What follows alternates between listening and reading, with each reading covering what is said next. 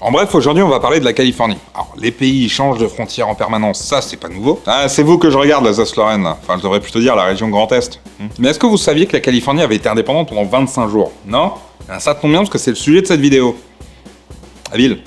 Enfin bref.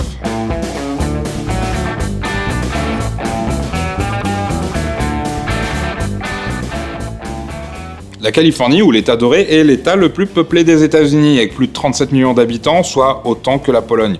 Mais avant d'être un État américain, elle a fait partie du Mexique, et entre deux, elle a été son propre État, la République de Californie. Du coup, c'est quoi les bails?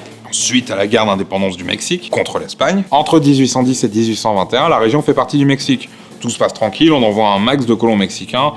Les choses se posent. Enfin, se posent. La région est plutôt mise de côté par le Mexique et finit par se transformer à peu près vite plus ou moins en semi-état autonome. Enfin, ils font leur bail dans leur coin, quoi. Pendant ce temps-là, les relations entre le Mexique et les États-Unis n'étaient pas forcément au beau fixe. Ces derniers lorgnaient pas mal sur le Texas, qui ne leur appartenait pas encore. Et voulaient s'étendre toujours plus loin en envoyant des colons partout. Petit truc sympa, suite au passage d'une loi récente, il faut être de nationalité mexicaine pour posséder des terres au Mexique. Mais autre petit truc sympa, c'est ultra simple de se faire naturaliser. Du coup, il y a énormément de colons qui vont débarquer au Texas et en Californie pour se faire naturaliser et acheter des terres sur place. Mais voilà, ils sont pas mexicains, et si vous rajoutez à ça le sentiment d'abandon déjà bien présent en Californie, ça vous fertilise un terrain bien propice au sbeul. Par-dessus ça, des rumeurs commencent à circuler sur une potentielle volonté du gouverneur du Mexique, José Castro, de virer les Américains qui n'avaient pas encore été naturalisés. On raconte aussi qu'on demandait aux Amérindiens de brûler les camps de colons. Du coup, les colons en question se tournent vers l'armée américaine pour demander protection. Protection qu'ils peuvent pas fournir, mais ils encouragent fortement les colons à résister en cas d'attaque. Super. Merci Bobby. 10 sur 10. Début juin 1946, le général Mariano Badigaro, qui vous vous doutez est mexicain, commandant de la frontière nord à Sonoma, fait envoyer 170 chevaux au gouverneur à Santa Clara. Les colons entendent parler de ça et de peur que ça serve à une offensive contre eux, décident d'arrêter le convoi, façon agence touriste. Le 9 juin, un petit groupe d'hommes est envoyé pour arrêter les chevaux et les ramener au camp du capitaine John Fremont. Puis ils décident de capturer la ville de Sonoma parce que, pourquoi pas. Le but d'origine, c'est de protéger les colons dans la région, mais bon. Le truc, c'est qu'il n'y a pas de garnison à Sonoma, du coup ils prennent la ville à 20 et ça fait légèrement tiep pour l'armée mexicaine. Le général Badigaro est capturé et envoyé à Sacramento, les Mexicains ont le seum, et c'est le sbeul. Les Américains décident de créer un nouveau drapeau pour remplacer celui du Mexique, le drapeau à l'ours, qui donnera son nom à cette révolte, et est toujours celui de la Californie aujourd'hui. Le 14 juin, William B. Hyde, un des leaders du mouvement, déclare la ville de Sonoma et toute la région autour République indépendante de Californie. Tout le monde n'était pas d'accord avec lui, jugeant que le contexte était un peu trop instable pour déclarer quoi que ce soit, mais William, il s'en fout, il veut plus être un voleur de chevaux, il veut être un conquérant. Le gouverneur du Mexique intime à ses citoyens de se révolter et de se battre pour leur pays, mais ils en ont pas grand chose à foutre en fait. Mais en vrai, en dehors de quelques escarmouches et des vols d'armes, il s'est pas passé grand chose.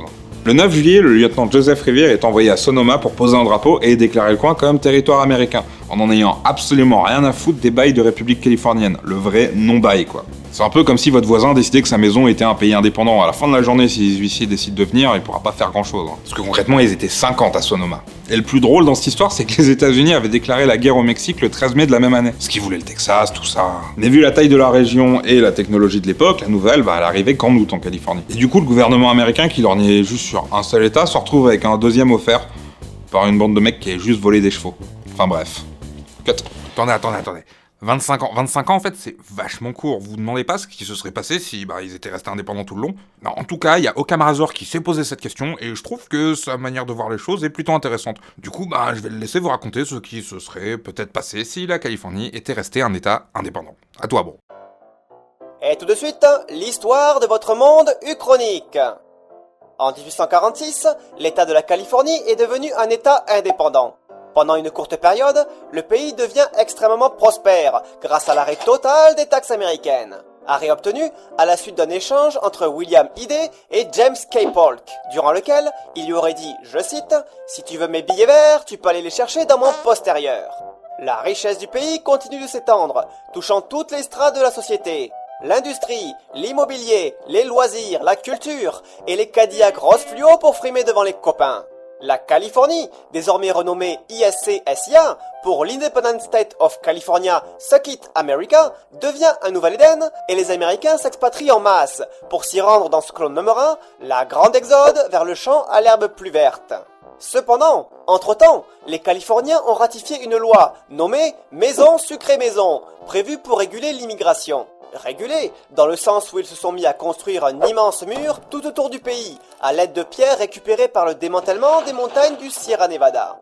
Le mur fut rapidement terminé, et le râpe de pierre qui leur restait fut utilisé pour tester le surf sur roche, qui ne donna pas de très bons résultats.